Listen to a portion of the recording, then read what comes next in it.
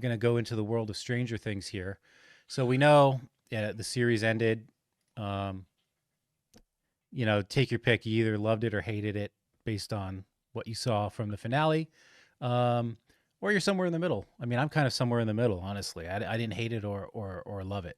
But we have been hinted at getting spin-offs and an extension into the Stranger Things world.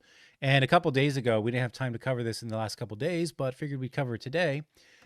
Stranger Things gets an animated spin-off trailer. Says Stranger Things, while the mainline live-action Stranger Things just wrapped up its final season, Netflix has promised that more spin-offs and maybe even sequels are still on the way. The first of them is an animated show called Stranger Things Tales from '85, set during the events of the original show, featuring its main characters, although, to be clear, it's not the original actors. Although some of the actors named, Odessa Azian, Jeannie Garofalo, and Lou Diamond Phillips are attached. So it's set during the winter of our discontent. Yeah, the winter of our discontent. It's set between the winter of season 2 and season 3. So it's 1985, and it's before season 3 starts. I will say, I watched the trailer. I thought it was a fun trailer. And I love the fact that it's, we get to focus on the mid-'80s here. I love the fact that, we're seeing these characters at a period where we stop saying, wow, these guys kind of look like they're 25 years old now. So The nice thing about animation is it traps them in their childhood forever, like The Simpsons, you know what I mean? Here's my thing about it.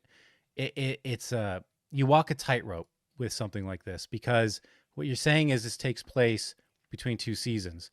If you make the story too small, people are like, well, what's the point? And then you also have the group. It's not us, but there are a group out there that can make it animated. It's for kids or whatever. I'm not interested. It's animated. Even if it's not for kids, I'm still not interested. Whatever. So you got that uphill battle. And then you can fall into the trap of, which I'm kind of fearing here, is if you make it too big, how come no one mentioned it between the 2 seasons? Like, how did this entire new adventure, this season 2.5, take place? And like these creatures, it says, is it from the Upside Down? Are these Hawkins lab creatures? Which is pretty cool. I hope it is. I hope it's not actually, I hope it's like something Hawkins was still messing around with. But you've got the Great Pumpkin King here. I just feel like if you've got pumpkin patches coming alive and attacking you, that kind of would have been mentioned in season 3. And I understand. Unless their minds are wiped. Yes, like you could do that old trope. Kids' minds. So I do fear like this seems like it'll be fun, but I kind of have to set it aside in a pocket universe, because how is it these things got so out of control, but then we're left with the characters where they are at the beginning of season 3. So I don't know. You saw the trailer. What do you think?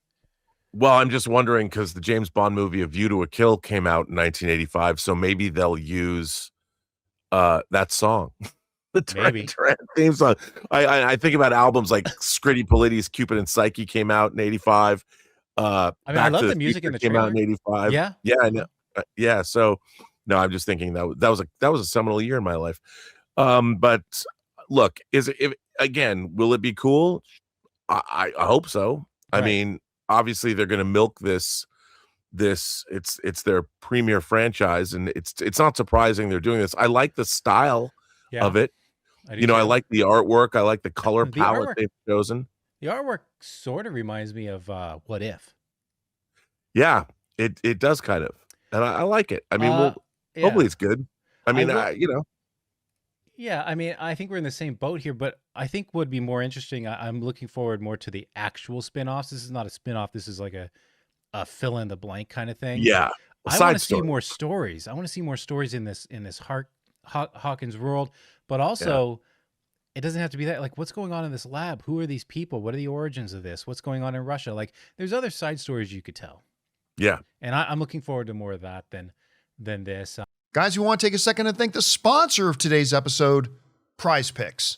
Well, the big game is almost here, and there's no better way to cash in during America's biggest sporting event than with PrizePicks, where it always feels good to be right. With the football season coming to a close, this is your last chance to jump into football action before next year, and PrizePicks is making it easy by giving you $50 instantly in lineups when you play your first $5 lineup. What I've always loved about PrizePicks is how simple it is. You're just picking more or less on player projections, building your lineup, and rooting at home while you watch the game. I also really like their early payouts feature. If a player gets off to a hot start, you can cash out before the game even ends. And with the new social feed, you can follow other players, copy lineups that you like, or use them as inspiration for your own. So don't miss out.